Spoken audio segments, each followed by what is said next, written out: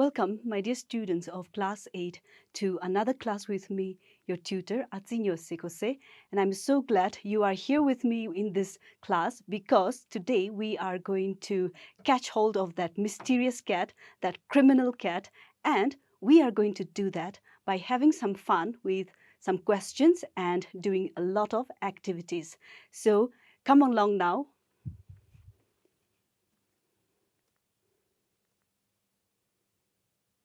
Here is Deputy T, and he's giving us some orders. Let's take note of these. This is your Deputy T. Here are your assignments. Help Scotland Yard and the Flying Squad catch Macavity by solving the following questions. Now, what could those questions be? Gather clues and collect reward. Alrighty. Bring Macavity to justice once and for all. And one more thing is there. Put him behind bars. So we need to find him, catch him, and put him behind bars, put him in jail by solving some questions and by collaborating with the Scotland Yard and the Flying Squad. So I hope you are ready. Let's say you are Detective X, or if you want, you can say Agent Learner. And put your game mode on now because we are about to start. Complete the following sentence. A master criminal is one who... Now, who is a master criminal? A master criminal, remember, is one who plans meticulously and plans in such a way that who always escape from the scene of crime. So there you have it. And I'm sure you are thinking about the same. The Scotland Yard is baffled because, now let's think about this. Why is the Scotland Yard, the best police force, are confused? Because, I'm sure you have the answer, they failed to catch Macavity. By the time they reach the scene of crime, Macavity is not there, remember? Dash, because Macavity moves much faster than them. Now think about this. I'm sure you would find this very easy. He can outrun which team? Which police force? The Flying Squad. Correct. So there you have it. You've done a very good job.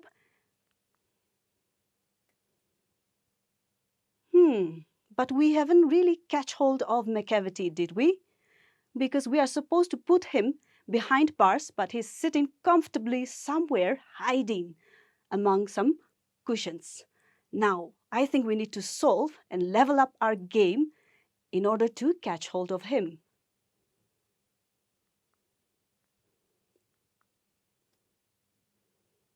Shall we gather more clues?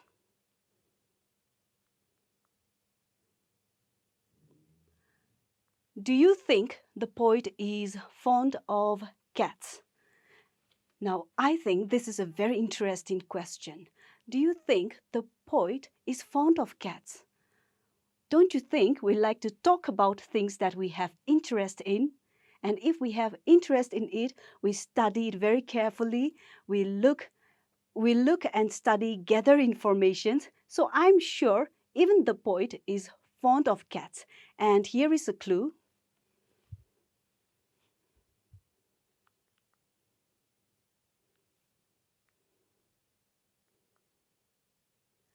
T.S. Eliot, Old Possum's book of practical cats, is his only work for children. So T.S. Eliot has written a book about cats, and I'm sure he is very fond of cats, studied them carefully, and has written it for children. So there is one clue there. Yes, he definitely likes cat.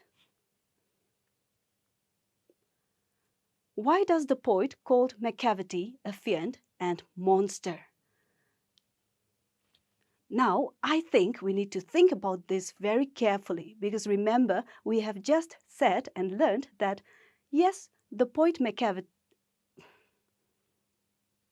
We have learned that, yes, the poet T.S. Eliot is fond of cats. And yet he described him as a fiend, an evil, a devil, and a monster. Now, let's try to recollect, why was he called a monster? Because he has no morality, remember, and because he commits a lot of crimes and is wanted by the police. So those are the cases why we can also say that Macavity is being called a monster. Another thing, I'm sure you are thinking about this, is that perhaps the poet is trying to portray a character that is very negative in nature. So that is, again, another reason that we can think about.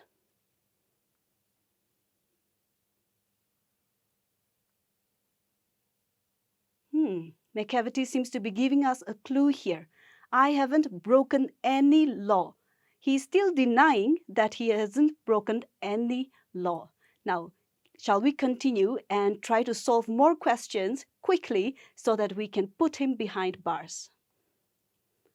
Has the poet used exaggeration for special effect? Now, what could be exaggeration?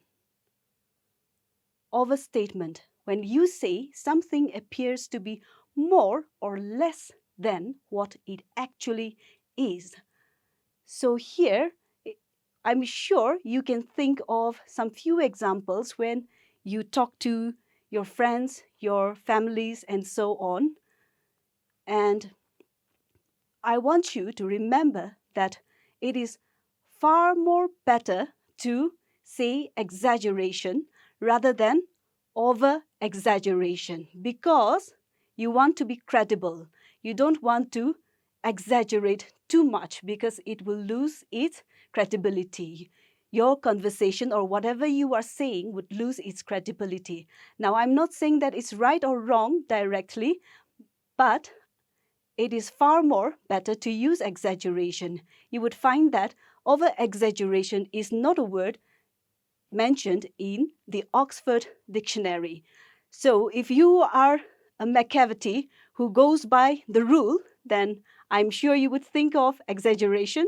If you are a Macavity who go and breaks the law, I'm sure you might slip into using over exaggeration. But hey, it's up to you. Now here is an example of exaggeration from your text. He breaks the law of gravity.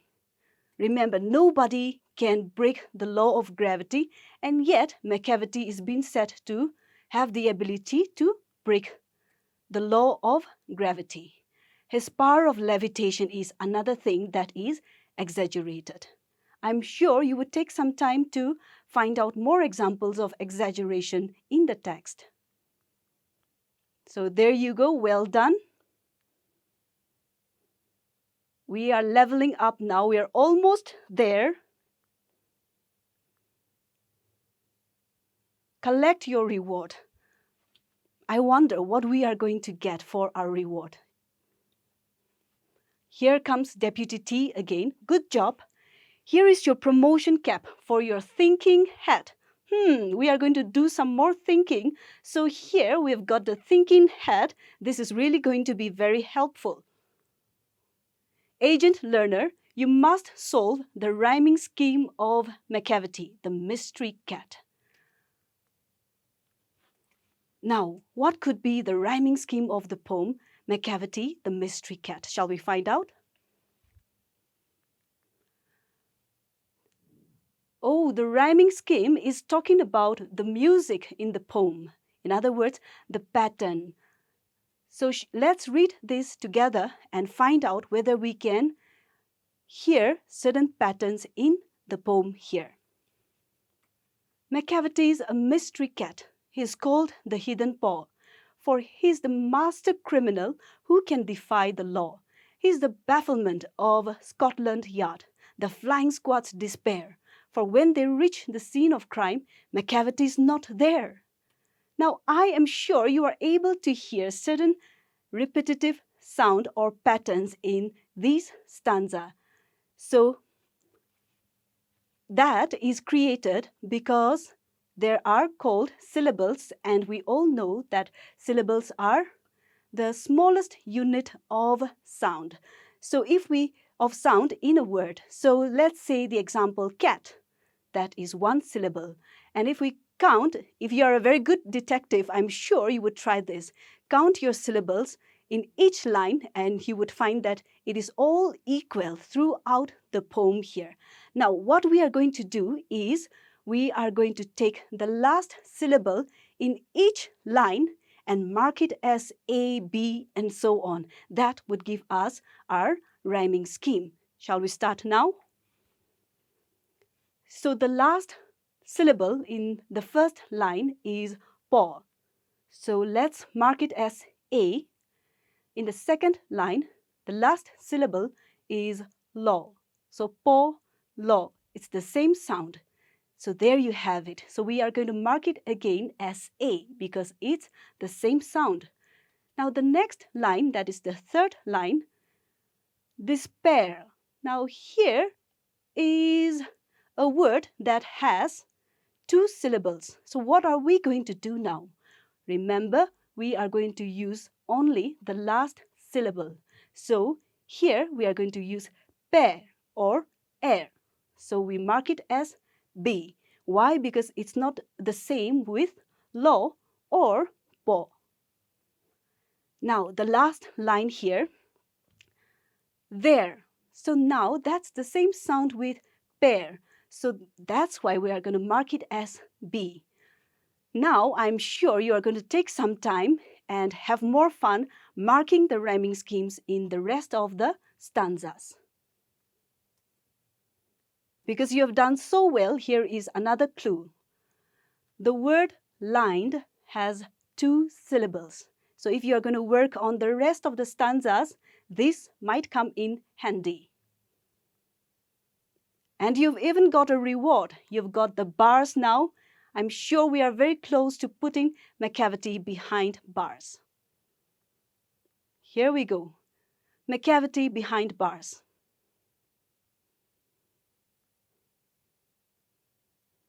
There we have it. We've done it. And Deputy T says, "Well done, comrade. You have proven yourself to be an excellent learner. Now, won't you just pat yourself on the shoulder because you have done a very brilliant job." Here is a bonus tip. I am sure, being a sharp-eyed detective that you are, you must have noticed a lot of words such as his and Macavities in the poem. Now, what are these called? These are called contractions or short forms. Still confused? Short forms are often used in spoken English. Oh, that is the reason why. You may try using it while you talk about your favorite pet. You can try that. And if you are trying to write a poem on it, you can also do that, but we'll come to that later on. Here is a conversation between two lady officers. I'm sure they are also detectives like you. And the first lady is saying, "My favorite pet is Snowy. He's such a joy." "That's such a lovely name. I have a Persian cat. And she's an absolute nightmare. She doesn't seem to have a care for my poor couch." So there you have it. I'm sure you're able to notice that they are using a lot of contractions and short forms. For instance, his, she's, I've, doesn't. So there, we can also break these into two types. That is, one is positive and one is negative. I'm sure you are able to find out which one is negative. Doesn't, correct. So there you have it. You have learned a lot about Macavity and you have learned much more. Now, this is what you can do and try at home to limit your screen time. If you have a Macavity at home, here's what you can do. Observe your Macavity. It can be any kind of pet. Very carefully describe it using as many adjectives as possible. Attempt writing a poem using the rhyming scheme AABB.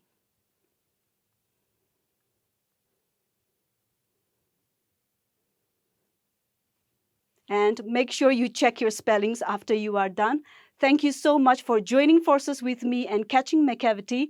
And on that note, we would wind up today's class.